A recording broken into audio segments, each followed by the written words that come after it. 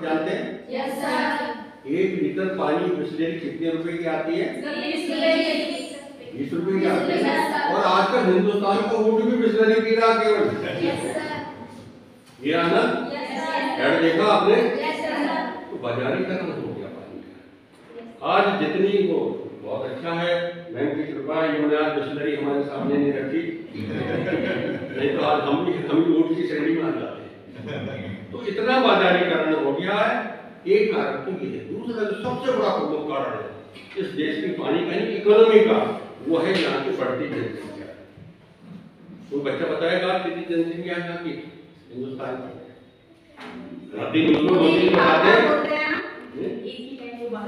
एक लाइन बार बोलते हैं।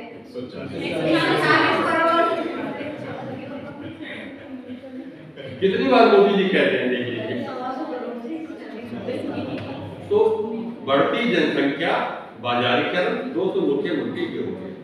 तीसरा इसका बड़ा फैक्टर है इंडस्ट्रियलाइजेशन, औद्योगिकरण। प्रतापपुर में अगर आप जाएंगे, जो इंडस्ट्रियल एरिया है, वहां पानी किस तरह वेस्ट होता है मैं आपको कल्पना नहीं कर सकता। हर घर में समरसेल, हर फैक्ट्री में समरसेल लगा है, वहां तो हो गया। अब दूसरा, हम फिर अपनी कम्युनिटी पर आ जाते हैं कि पानी के प्रति हमारा जो व्यवहार है वो बिल्कुल एबनॉर्मल हो गया है। कैसे हो गया? सुबह हम वॉश बेसिन पर जाते हैं, ब्रश करते हैं, निश्चित रूप से टॉयलेट खोलते हैं। कैन यू इमेजिन आप कितना पानी वेस्ट करते हैं ब्रश करने में? कोई कल्पना कर सकता है? 2 लीटर मामूली बात मान लीजिए, अगर आप बहुत अच्छे ढंग से कर रहे हैं तो 40 रुपये तो वेस्ट होगी। तो यहाँ से शुरुआत हो जाती है। अब आते हैं हमारा जो गंगा यमुना नदी है, हमारा देश नदियों का भंडार था। यमुना नदी, सरस्वती नदी, गंगा नदी, और जो नदियां की हमारा विज्ञान था, हम उससे दूर हो चले। किसी साइंटिस्ट ने नहीं, किसी बहुत बड़े वैज्ञानिक ने नहीं, हमारे जो हिंदुस्तान के सबसे बड़े पर्यावरणविद हैं डॉक्टर अनिल जोशी, जिनको फॉलो करते, उन्होंने कहा कि नदियां देश की धमनियां हैं। धमनियां जानते हैं? Yes sir. क्या है धमनियां? और ग्लेशियर हमारे फिक्स डिपॉजिट। यस। ये मेन चीज है जो आप कल्पना कर नहीं कर सकते। किसी जमाने में गंगोत्री का जो ग्लेशियर था, जिसे हम गोमुख कहते हैं, वो कहां पर था? बिल्कुल जहां गंगोत्री का मंदिर है। आज वहां से वो गोमुख कहां चला गया आपको मालूम है? 17 किलोमीटर आगे चला गया। और जो उसका सरफेस एरिया था, मैं समझता हूं कि जितना बड़ा ये हॉल है, इससे भी बड़ा हॉल था जिसमें कि गंगा सारी धोनी थी। आज अगर आप उस तक चले जाएंगे तो गंगा का द्वार इतना रहेगा। मैंने अपनी आंखों से देखा। कहां चला गया? ग्लोबल वार्मिंग जिसे कहते हैं, तापमान, अधिक तापमान, ये भी एक बहुत बड़ा कारण है इसका। और सबसे बड़ी बात यह है कि जो ग्लोबल वार्मिंग का कारण है, अभी मार्च का महीना चल रहा है।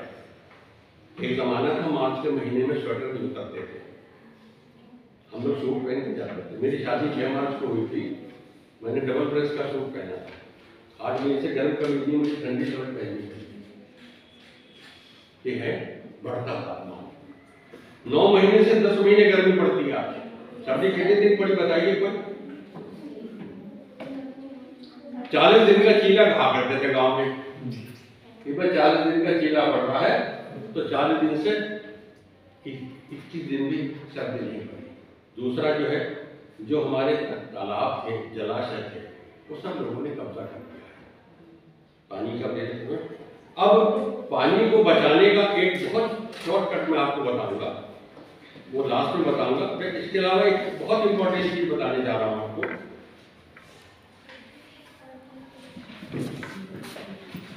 जिसमें आपका रोल है सबसे ज्यादा।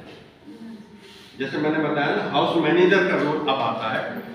हमें घरेलू उपयोग में भी जल बचाना होगा।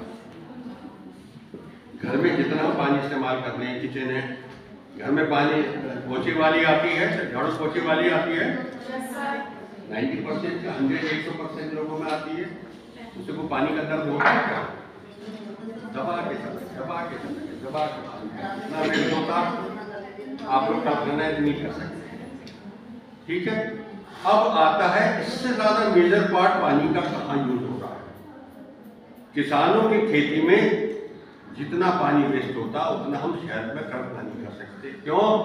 क्या रिवाज था कि आज लाइट आ रही है, ट्यूबवेल खोल दी गई है और किसान भाई हमारा जाके सो जाता है ना, पानी तो बह रहा है, जा रहा है, तो मेरे खेत में जा रहा है, क्या पड़ोसी खेत में जा रहा, वो भी होता। अब तापमान के बढ़ते बराबर से तेजी में जो बदलाव आया है, जो मैंने बताया ग्लोबल में, उसकी स्थिति हो गई है कि 60% पानी आपका अगले 10 वर्षों में समाप्त होने जा रहा है। इसलिए हमें मूल रूप में कहाँ आना होगा, बारिश का पानी सजाना होगा। और बारिश के पानी सजाने के लिए हमें क्या करना होगा, जो सबसे अच्छा सिस्टम है वो है रेन वाटर हार्वेस्टिंग। क्या है? Rain water. आपके विद्यालय में भी एक लगा हुआ है और इस शहर में लगभग 200 स्थान पर ये हमारी संस्था के लोग बैठे हैं जो हमने लगाया है। इसमें सबसे ज्यादा प्रसिद्ध जगह है औरनाथ मंदिर। औरनाथ मंदिर आप जाते होंगे अक्सर बच्चे।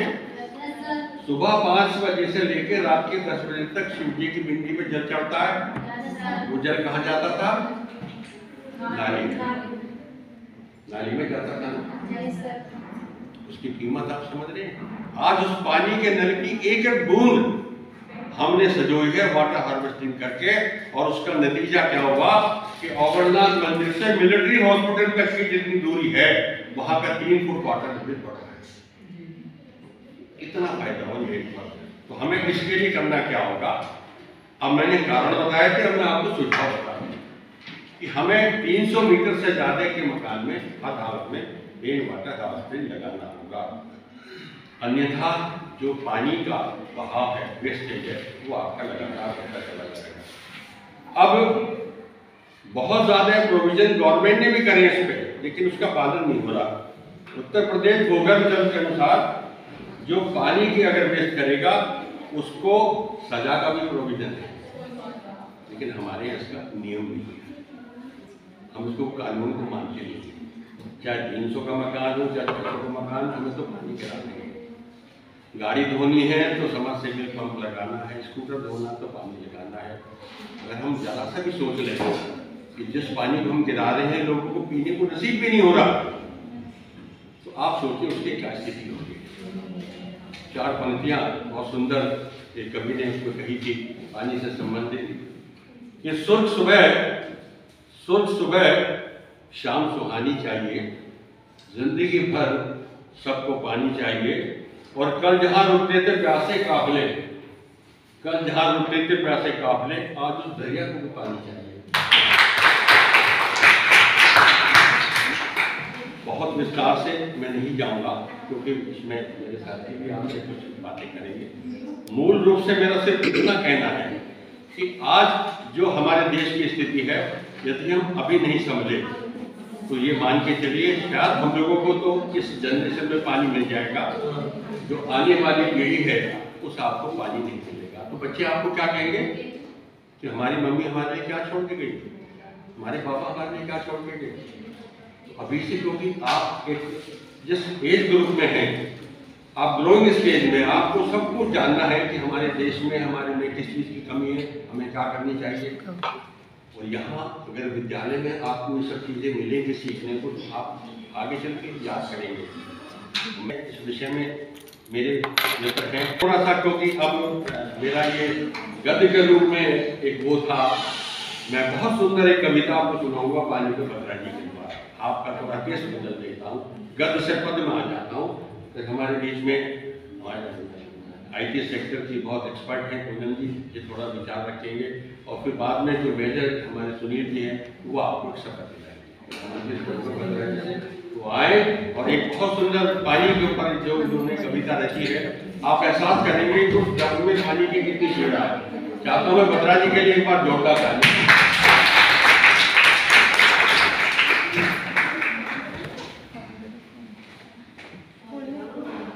बच्चों, आपको कितनी अच्छी अच्छी बातें बताई सर ने। उम्मीद है कि आप पूरा ध्यान करेंगे। उस ध्यान में से भी आपका आकर्षित करना चाहता हूँ।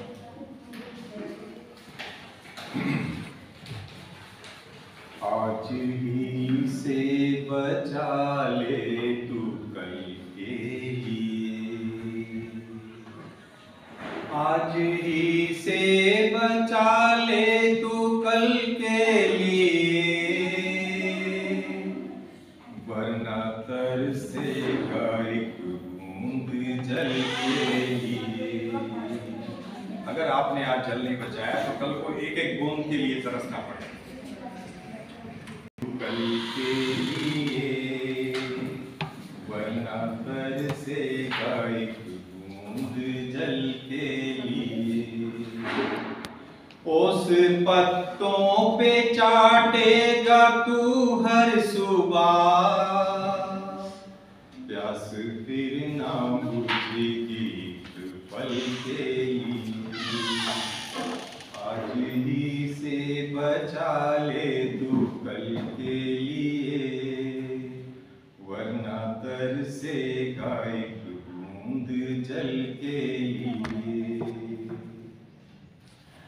मिट्टी में ना नमी कोई रह पाएगी, खेत सारे मरुस्थल में ढल जाएंगे, धान के साथ सूरज की आगोश में सारे सपने किसानों के जल जाएंगे। न फसल बोने वाला ही बच पाएगा, न जमी ही मिलेगी फसल के लिए। आज ही से बचा ले तू कल के लिए, वरना तरसोगे एक बूंद जल के लिए। आज खोला था नल तो गुसल के लिए, और घंटों ही घंटों नहाता गया। आज नल से तू गंगा बहाता रहा, कल तो गंगा ही नल बन के रह जाएगी। आज जल का बहाना सरल है बहुत, कल को मरना ना पड़े इस तरल के लिए। आज ही से बचा ले तू कल के लिए, वरना तरसोगे एक बूंद जल के लिए, वरना तरसोगे।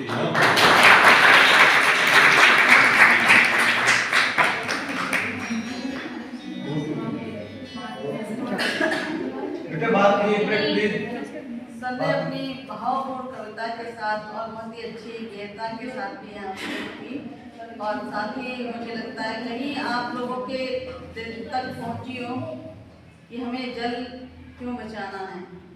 यदि हम आज जल नहीं बचाएंगे तो आने वाले समय में क्या स्थिति होगी। और ये कोई मुझे लगता है हंसी और मजाक की बात नहीं है। ये कोई ऐसी बात नहीं है जिसको हम इस कान से सुने इस कान से निकालने ही सोचते हो कि ठीक है हमारे घर में तो आ रहा है। मुझे लगता है कि जितना मैं जानती समझती हूँ लोगों के दिल में यही आता है कि ठीक है हमें क्या है, हमारे पास तो आ ही रहा है, हमारे पास तो है ही, हमें कोई दिक्कत नहीं है। और सर जो बात कर रहे थे मेट की, मैं मेरे यहाँ तो मेट बहुत बार इसीलिए नहीं टिक पाती है सर, क्योंकि अगर कोई फालतू नल खोल कर जब बर्तन धोती है तो मुझे तो बर्दाश्त यहाँ से दिल से ही नहीं होता है, और मैं अपने आप बरबस मेरे मुँह से निकल जाता है कि नहीं ये इसको नल को बंद कर दो। और वो चीज़ बहुत दिन चल नहीं पाती है क्योंकि मैं एनवायरनमेंट रोकने से बाज नहीं आती और बहाने से बाज नहीं आती, तो फिर एक दिन जो स्थिति बनती है वो ये होती है अच्छा ठीक है जी।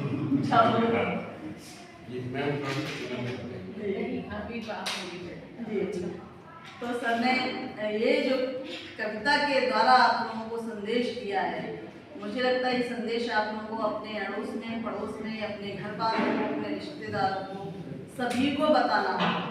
क्योंकि केवल खुद को नहीं, पहले तो अपने आप को इस चीज़ को सिखाना है और उसके बाद हम जो पेपर थे और हम पीटर नदी के उधर से गुजरे थे, तो हमारी साथी अनीता गोस्वामी यूनिवर्सिटी में उन्होंने बताया कि इसका पानी बहुत थोड़ा सा है, बहुत काला पानी था। तो उन्होंने कहा कि यहाँ पर कभी सभ्यताएं बसा करती थी, बच्चों को बता रही थी यहाँ सभ्यताएं बसा करती थी।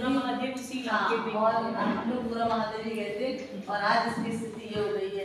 तो बच्चों जब आप ये चीज़ देखोगे, एक बहुत महत्वपूर्ण चीज़ क्या है, हम लोग अगर अपने इतिहास से नहीं जुड़ते हैं, हम केवल आज देखते हैं। जब आप इतिहास देखेंगे तो आपको पता चलेगा कि हमारे देश में कितनी सभ्यताएं और संस्कृति जल से ही शुरू हुई है। बिना जल के कोई सभ्यता संस्कृति जन्म ही नहीं ले सकती, और जल सूख जाएगा तो सभ्यता संस्कृति भी वहीं नष्ट हो जाएगी। जितनी भी दुनिया की जितनी भी संस्कृति पैदा हुई, जितनी भी सभ्यता है, वो सब नदी घाटी में, नदियों के किनारे ही उत्पन्न हुई है। क्योंकि अगेन वही छोटी सी बात की जल ही जीवन है। तो बहुत सुंदर संदेश के लिए सबका मैं बहुत बहुत धन्यवाद ज्ञापित करती हूँ। मैं मैम पूनम को यहाँ आमंत्रित करती हूँ कि वे अपनी बात हम सभी के बीच रखें और इस कार्यक्रम को आगे बढ़ाएं।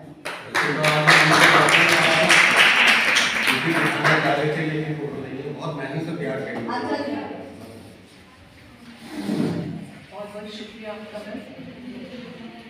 इससे पहले जितनी भी व्यवस्था यहाँ पे थी लगभग मेरी बात भी कह चुके हैं, आप इसे सुन पा रहे हैं कि मैं प्रोजेक्टर पर दिखाने वाली थी, लेकिन प्रोजेक्टर आज के ज़माने की चीज़ है या 15-20 साल। अगर हम सोचें तो हम इस कड़ी में आगे भी जाने वाले हैं, मतलब इस प्रॉब्लम में, और बहुत समय से चल रहे हैं। प्रोजेक्टर के बिना भी हम अपनी बात रख सकते हैं, वो एक माध्यम है आपके लिए आसानी के लिए, लेकिन कोई ऐसा कारण नहीं है, ऐसी चीज़ नहीं है कि इसके बिना हम अपनी बात नहीं रख सकते।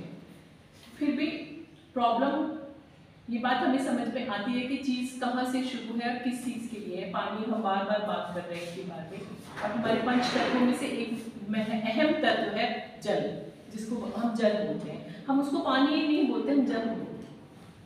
आपने कभी भी चीज़ महसूस नहीं की हो कि हम कभी भी उसको पानी नहीं बोलते, हम 5 तत्व की बात करते हैं तो हम जल बोलते हैं। यानी जल जो पवित्र है, जो हमारे लिए पवित्रता का विषय है, आज वो हमारे लिए एक अहम ज़रूरत तो है ही, एक पवित्रता के साथ भी जुड़ा हुआ है। हम उसके लिए इतना उसको खराब, उसको इस स्थिति में पहुंचाने के लिए कैसे हम हो गए एज अ सोसाइटी।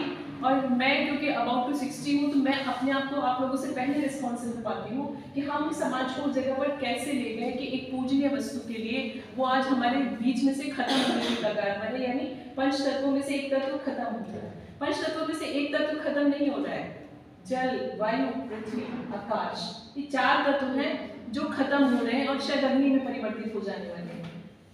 वो अपने आप में खत्म हो जाने वाले, यानी हम 4 तत्वों को खत्म कर रहे हैं। और वो एक मानव ही है, पशु नहीं कर रहा है।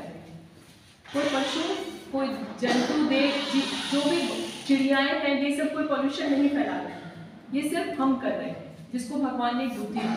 तो सबसे अल्टीमेट डेवलप्ड, जिसको हम कहते हैं, पूरे शुरुआत अगर देखिए तो जल से बना नहीं अमीबा। अगर आप में से कोई साइंस का स्टूडेंट है तो वो ये जानता होगा कि पहला क्रिएचर जो था वो अमीबा बना, और सबसे लास्ट जो बने वो हम बने। तो अमीबा ने ग्रोथ दिखाई हम तक बनने के लिए। हमने क्या किया, हम क्या कर रहे हैं, हम कैसा समाज आपको दे रहे हैं, कैसा वातावरण आप लोगों को दे रहे हैं, उसके बारे में आज बात करना क्यों जरूरी है, आप लोगों से बात करना क्यों जरूरी है। आप लोगों को लग रहा होगा कि ये समय हम क्यों दे रहे हैं।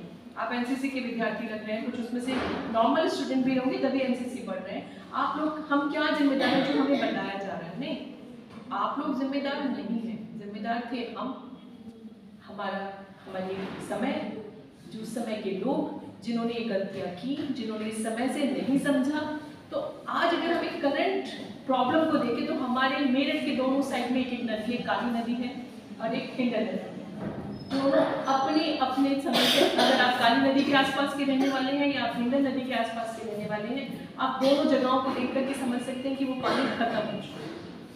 दोनों जगहों पर वही सभ्यता, हसनापुर की सभ्यता ही यहाँ पर पनपी, बड़ी हुई और आज हम उसके अल्टीमेट स्वरूप में मौजूद हैं। पानी का कोई भी प्रॉब्लम, कोई भी चीज़ अगर हम चीज़ से लेके करें तो वो यूटिलिटी पर आकर के होती है कि हम उसका क्या इस्तेमाल करें। एज अ आप टीन एज गर्ल्स हैं, आप अपने परिवार में क्या इस्तेमाल करते हैं, आप सोचिए हम क्या कर रहे हैं, ऐसा कर रहे हैं, हम क्यों कर रहे हैं, क्या हो रहा क्या है। तो मैं आपको, मेरे पास क्योंकि वो पीपीटी की PDF तैयार है, मैं आपको प्रॉब्लम्स को इस तरह से दिखाऊंगी कि ये प्रॉब्लम अगर आप देख पा रहे हैं, देख पा रहे हैं, है ना। यहाँ